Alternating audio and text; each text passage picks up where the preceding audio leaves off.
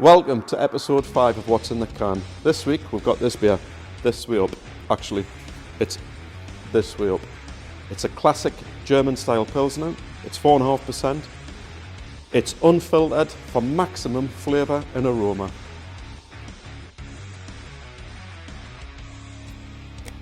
The malts on this way up, they are Marisot Extra Pale and Pilsner malt of equal amounts. We use a small amount of Munich malt just to give the beer a little bit of colour, and we use a small amount of dextrin malt just to give the beer a bit of body and a bit of mouthfeel, that sort of thing. The hops. We use a blend of Yakima Chief variety. It's called Pacific Crest. It gives notes of herbal, spicy, woody, which complement the yeast, of course, which we're talking about in a minute. And we only use a small amount in the brew kettle, just to give a tiny bit of bitterness, but the majority goes in the whirlpool, which we'll talk about right now. The hops in this beer, the majority get put into this tank here, which is called a whirlpool. The reason behind that is because we don't want to lose those volatile oils, essential oils, that would probably get driven off had we put them in the brew kettle.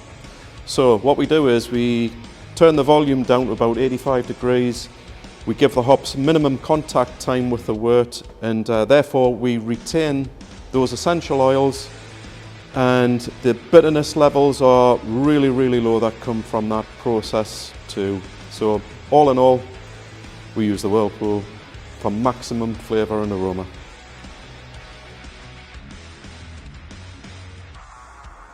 The yeast.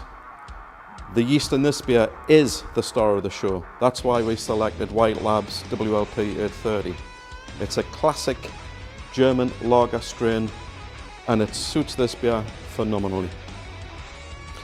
This strain produces dry, clean, crisp finishes on the beer, and that's probably to do with the pitching rate. The pitching rate for this strain, as in any lager strains, you should go in at least twice as many cells per milliliter of wort as what you would do for an ale yeast.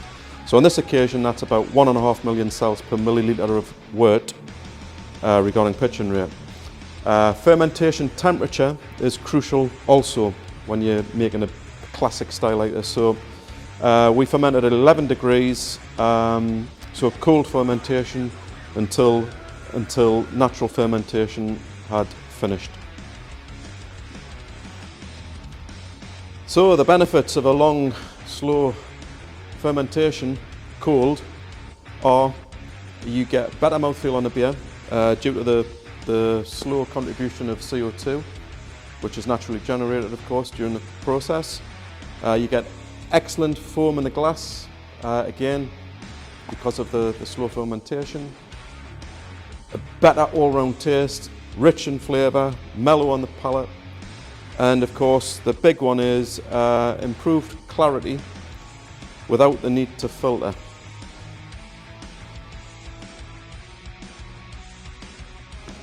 And those benefits also come from lagering, which is a term that we use, which basically describes leaving the beer in tank for a long time.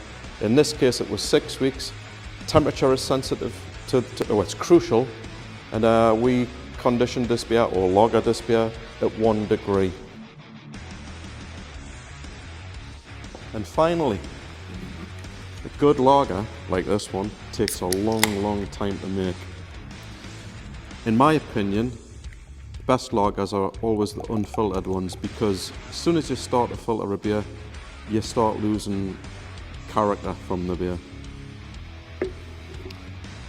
I reckon Josh has nailed this design again. Well done, Josh, and cheers.